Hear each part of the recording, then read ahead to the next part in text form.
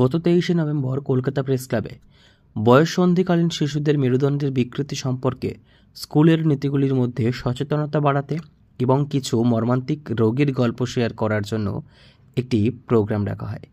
Spine research ফাউন্ডেশনের পক্ষ থেকে এই ব্যবস্থা স্থাপনায় স্কোলিওসিস স্কুল স্ক্রিনিং, মেরুদণ্ডের স্বাস্থ্যের জন্য স্কুলের ক্ষমতায়ন, এই সুন্দর প্রোগ্রামটি অনুষ্ঠিত হয়। স্পাইন রিসার্চ ফাউন্ডেশন SRF একটি অলাভজনক সংস্থা যা মেরুদণ্ড সম্পর্কিত ব্যাধিগুলিতে শিক্ষা এবং প্রশিক্ষণের জন্য নিবেদিত এবং সেই রোগীদের অস্ত্রোপচারের ব্যয় স্পন্সর করার ক্ষেত্রে একটি প্রধান ভূমিকা রয়েছে, যাদের মরিয়াভাবে জটিল এবং ব্যয়বহুল অস্ত্রোপচারের প্রয়োজন হয় কিন্তু তাদের সামর্থ্য নেই।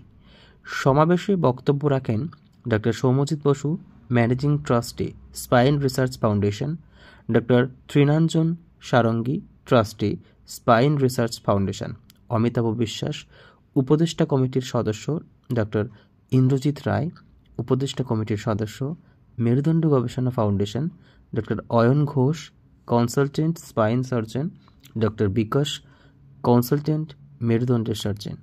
সকলের উপস্থিতিতে অনুষ্ঠানটি সাফল্যমণ্ডিত হয়। নরমালিটি নেই, জন্মগতভাবে এই বাচ্চারা বা এই জেনারেলি মেয়েদের হয়, তো তারা জেনারেলি নরমাল। এবং কি হয়, যখন হঠাৎ গ্রোথ স্পার্ট হয় অ্যাডোলেসেন্ট পিরিয়ডে, এই 12, 13, 14 ওই সময়টায় প্রথম গ্রোথটা স্পার্ট হয়, অর্থাৎ ওই সময়টাই কার্ভটা হঠাৎ বেড়ে যায়, যখন বোঝা যায় কি পিঠের একদিকটা একটু উঁচু, একদিকটা একটু নিচু, যেটা আইদার সে নিজে বা তার বাবা মারা ধরতে পারবে।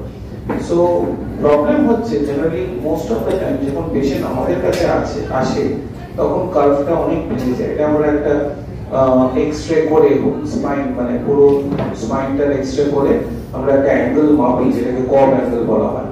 তো যখন পেশেন্টরা আমাদের কাছে আসে অনেক সময় দেখা যায় এই কার্ভ কিন্তু 40 বা 50 ডিগ্রি হয়ে গেছে।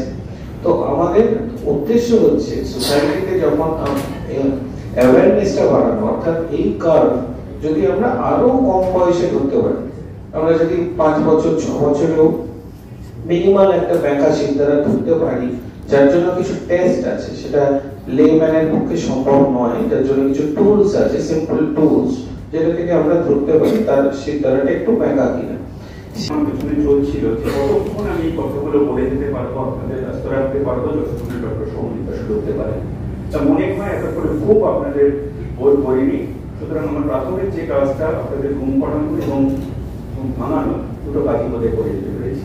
আসল কাজের মধ্যে আসে প্রথম যে ব্যাপারটা, অর্থাৎ এই যে অসুখটা, এটা কি অসুখ বলবো নাকি একটা সাধারণ অবস্থা থেকে সরে যাওয়া বলবো, এইটা নিয়ে ডক্টর বাসু কি বলেন কথা বলেন।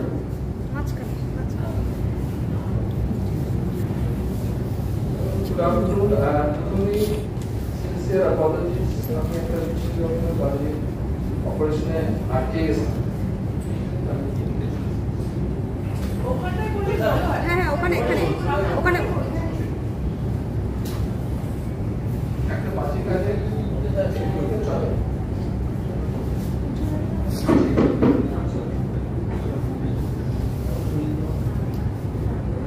তো এই বাজে কাজে আটকানোর কারণটা হচ্ছে একটা এমার্জেন্সি অপারেশন করা, এবং আপনারা সবাই জানেন যে লোকটি এখন আপনাদের ঘুম পালানোর চেষ্টা করছিল বা ঘুম থেকে তোলার চেষ্টা করছিল, সে কিন্তু এই কাজ প্রায় করে থাকে।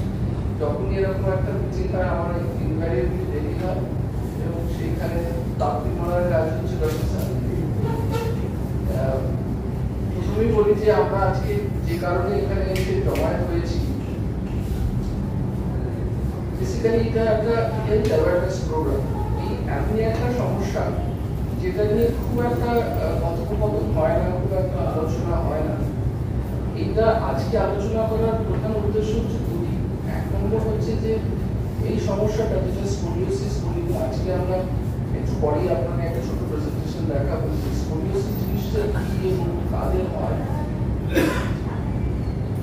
উদ্দেশ্য দুটো, একটা হচ্ছে স্কোলিওসিস সম্বন্ধে জিনিসটা কি একটু বিশদভাবে বলা, আর দ্বিতীয়ত হচ্ছে যে আমরা একটা স্কুল স্ক্রিনিং প্রোগ্রাম, আপনারা আমার প্রেজেন্টেশনটা দেখা করে জানতে পারবেন যে এই মেয়েদের হয় এবং বেশিরভাগ ক্ষেত্রে অ্যাডোলেসেন্ট এজ গ্রুপের হয়, অর্থাৎ 12, 13, 14 বছর এই সময়তেই আক্রান্ত হয়, আমি এদের রোগী বলবো না, এদের সাধারণ ছাত্রছাত্রী বলবো, কারণ এদের তো শারীরিক কোনো অসুবিধা হয় না, কিন্তু এটা যদি তাড়াতাড়ি খবর করা যায় এবং তার ব্যবস্থা নেওয়া যায়, তাহলে এটা এগিয়ে যাওয়া থেকে আমরা রোধ করতে পারি। অবনতিটা রোধ করাটাই হচ্ছে মূল দরকার, এবং কাদের অবনতি হতে পারে সেই জিনিসটা ধরার জন্যই আজকে এই স্কুল প্রোগ্রামে একটা আমরা লঞ্চ করতে চেষ্টা করবো। তার আগে ডক্টর বিশ্বাস কিছু কথা বলতে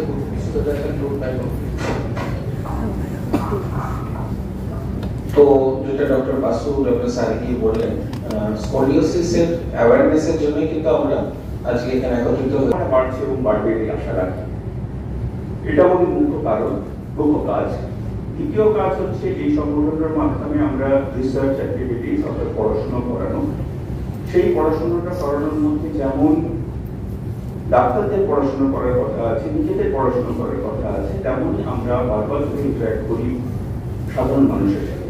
অর্থাৎ সাধারণ মানুষকে স্পাইনের সমস্যা সম্পর্কে অবহিত করা, বারবার করে তাদের জানানো যে স্পাইনের আজ থেকে বছর 15 আগে যখন এই কাজ শুরু করেছিলাম, তখন আমাদের স্বাভাবিকভাবে বয়স আরো কম ছিল, মাথায় পাকা চুলের সংখ্যা কম ছিল।